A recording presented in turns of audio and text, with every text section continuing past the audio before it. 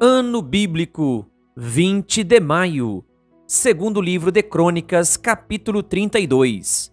Depois de tudo o que Ezequias fez com tanta fidelidade, Senaqueribe, rei da Assíria, invadiu Judá e sitiou as cidades fortificadas para conquistá-las.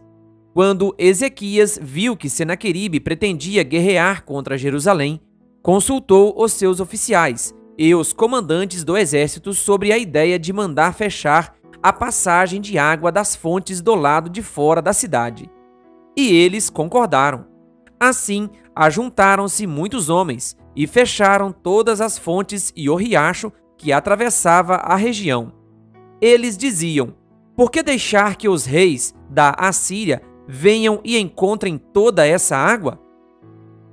Depois, com grande empenho, reparou todos os trechos quebrados do muro e construiu torres sobre ele.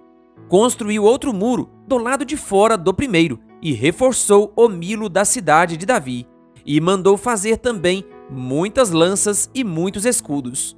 Nomeou sobre o povo oficiais militares e os reuniu na praça, junto à porta da cidade, animando-os com estas palavras: sejam fortes e corajosos, não tenham medo nem desanimem, por causa do rei da Assíria e do seu enorme exército, pois conosco está um poder maior do que o que está com ele.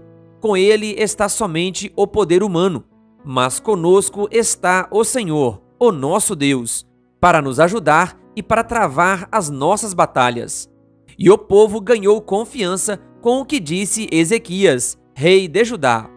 Mais tarde, quando Senaqueribe, rei da Assíria, e todas as suas forças estavam sitiando Laquis, mandou oficiais a Jerusalém com a seguinte mensagem a Ezequias e a todo o povo de Judá que morava lá: assim diz Senaqueribe, rei da Assíria: em que vocês baseiam a sua confiança para permanecerem cercados em Jerusalém? Quando Ezequias diz: o Senhor, o nosso Deus, nos salvará das mãos do rei da Assíria, ele os está enganando para deixá-los morrer de fome e de sede.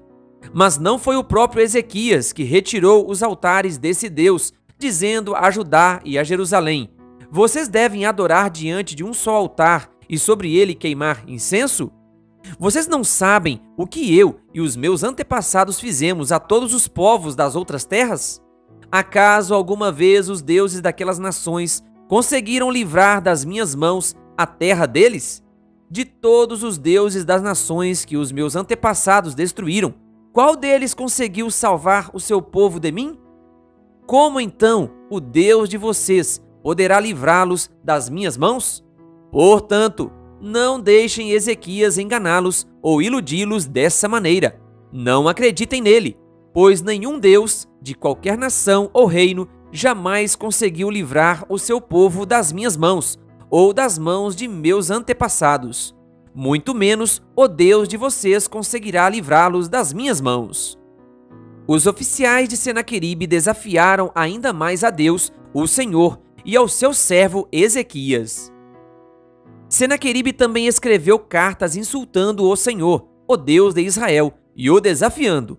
Assim como os deuses dos povos das outras terras não livraram o povo deles das minhas mãos, também o Deus de Ezequias não livrará o seu povo das minhas mãos.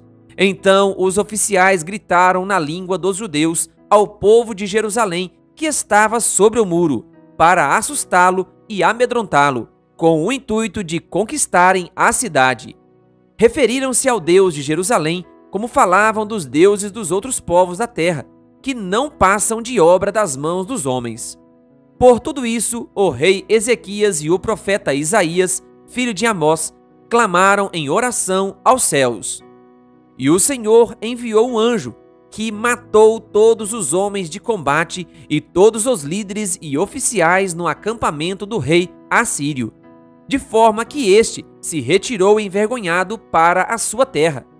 E certo dia, ao adentrar o templo do seu Deus, alguns dos seus filhos o mataram à espada.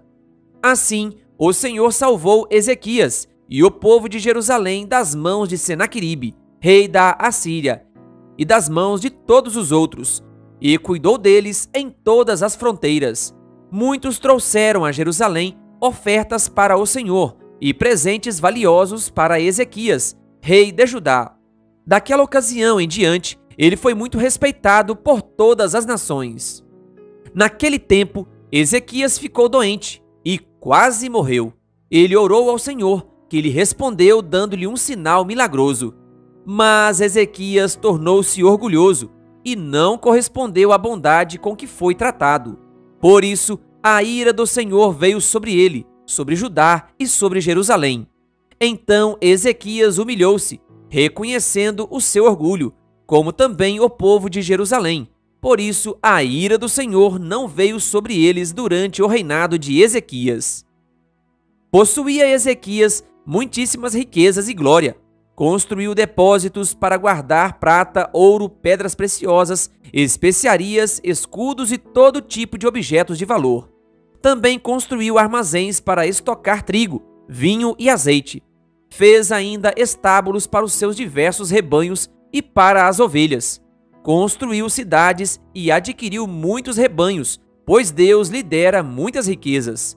Foi Ezequias que bloqueou o manancial superior da fonte de Giom e canalizou a água para a parte oeste da cidade de Davi. Ele foi bem-sucedido em tudo o que se propôs a fazer. Mas quando os governantes da Babilônia enviaram uma delegação para perguntar-lhe acerca do sinal milagroso que havia ocorrido no país, Deus o deixou para prová-lo e para saber tudo o que havia em seu coração. Os demais acontecimentos do reinado de Ezequias e os seus atos piedosos estão escritos na visão do profeta Isaías, filho de Amós, no livro dos reis de Judá e de Israel. Ezequias descansou com seus antepassados e foi sepultado na colina onde estão os túmulos dos descendentes de Davi. Todo o Judá e o povo de Jerusalém prestaram-lhe homenagens por ocasião da sua morte, e seu filho Manassés foi o seu sucessor. Segundo livro de Crônicas, capítulo 33. Manassés tinha 12 anos de idade quando começou a reinar, e reinou 55 anos em Jerusalém. Ele fez o que o Senhor reprova, imitando as práticas detestáveis das nações que o Senhor havia expulsado de diante dos israelitas. Reconstruiu os altares idólatras que seu pai Ezequias havia demolido.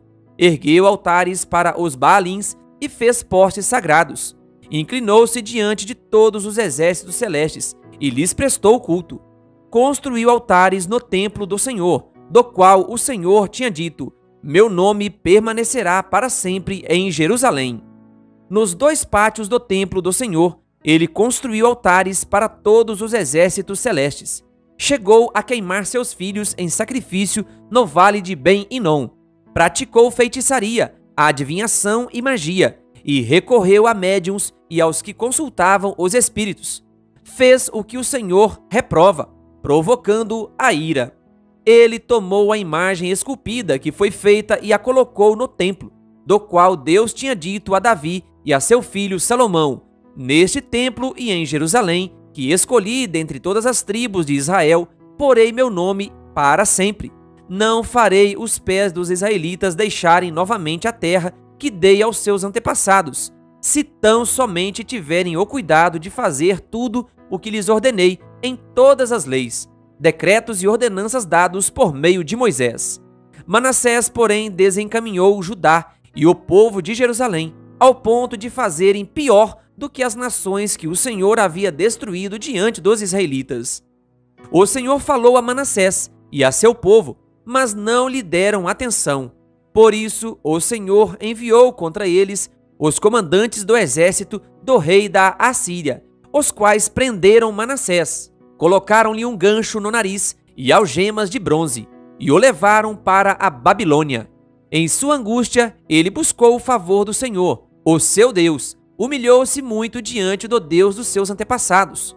Quando ele orou, o Senhor o ouviu e atendeu o seu pedido, e o trouxe de volta a Jerusalém e a seu reino. E assim, Manassés reconheceu que o Senhor é Deus. Depois disso, ele reconstruiu e aumentou a altura do muro externo da cidade de Davi. a oeste da fonte de Gion, no vale, até a entrada da Porta do Peixe, em torno da colina de Ófel. Também pôs comandantes militares em todas as cidades fortificadas de Judá. Manassés tirou do templo do Senhor os deuses estrangeiros e a imagem que havia colocado lá, bem como todos os altares idólatras que havia construído na colina do templo e em Jerusalém, e jogou-os fora da cidade. Depois restaurou o altar do Senhor, e sobre ele ofereceu sacrifícios de comunhão e ofertas de gratidão, ordenando a Judá que servisse o Senhor, o Deus de Israel. O povo, contudo, continuou a sacrificar nos altares idólatras, mas somente ao Senhor, o seu Deus. Os demais acontecimentos do reinado de Manassés, inclusive sua oração a seu Deus e as palavras que os videntes lhe falaram em nome do Senhor, o Deus de Israel, estão escritos nos registros históricos dos reis de Israel. Sua oração e a resposta de Deus, bem como todos os seus pecados e a sua infidelidade, além dos locais onde construiu altares idólatras e ergueu postes sagrados e ídolos, antes de humilhar-se, tudo está escrito nos registros históricos dos videntes. Manassés descansou com seus antepassados e foi sepultado em sua propriedade, e seu filho Amon foi o seu sucessor. Amon tinha 22 anos de idade quando começou a reinar, e reinou 2 anos em Jerusalém. Ele fez o que o Senhor reprova, à semelhança de seu pai. Amon prestou culto e ofereceu sacrifícios a todos os ídolos que Manassés havia feito. Mas, ao contrário de seu pai Manassés, não se humilhou diante do Senhor. Antes, aumentou a sua culpa. Os oficiais de Amon conspiraram contra ele e o assassinaram em seu palácio. Mas o povo matou todos os que haviam conspirado contra o rei Amon e proclamou seu filho Josias rei em seu lugar. Querido ouvinte, que Deus lhe abençoe. Se você ainda não é inscrito no canal O Bom da Bíblia no YouTube, se inscreva e ative o sininho das notificações. Canal O Bom da Bíblia, compartilhando a Palavra de Deus.